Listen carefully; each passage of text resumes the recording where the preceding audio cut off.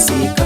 Nuko afata umugati arawushimira, arawumanyagura, arawubahereza ati n'umubiri wanjye utanzwe ku bwanyu.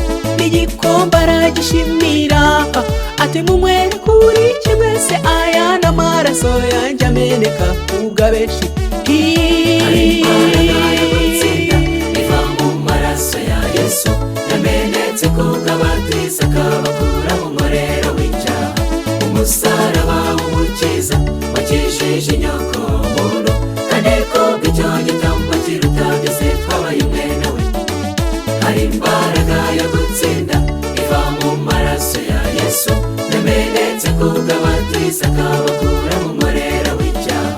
Umusaraba w'umukiza wakijije inyoko muntu, kandi kubw'icyo gitambo kiruta byose twabaye umwe nawe. Uwo mwami yaciye bugufi arabambwa ari umuziranenge, cyakora bamurega ibyaha byose ko ari ubikora. Arapfa ashyirwa mu gituro, bashyiraho abasirikare bishuka kw'intumwa zamwiba zikabeshya ko umwami yazutse. Amaze iminsi 3 mu mva, marayika mbarukana imbaraga, ab'igishyitsi birandura igitare, ijuru ritahana intsinzi. Hari imbaraga yo gutsinda iva mu maraso ya Yesu, yamenetse ku bw'abatiza akabakura mu murero w'icyaha.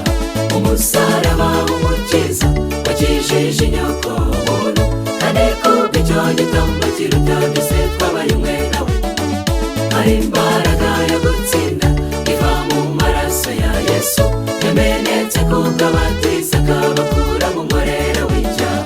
Umusaraba w'umukiza wakijije inyoko muntu, kandi kubw'icyo gitambo kiruta byose twahindutse umwe nawe.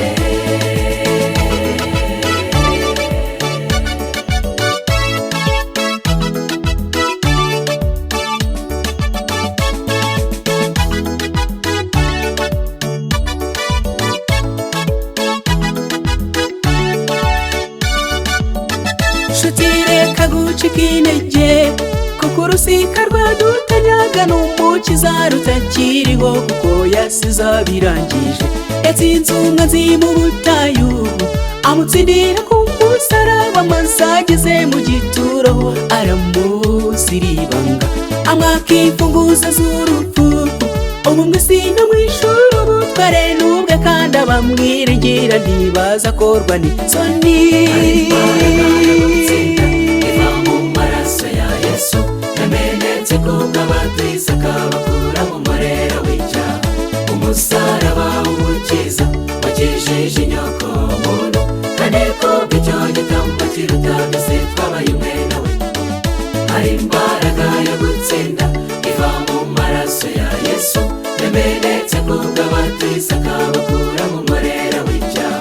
Umusaraba w'umukiza wakijije inyoko muntu, kandi kubw'icyo gitambo kiruta byose twabaye umwe nawe.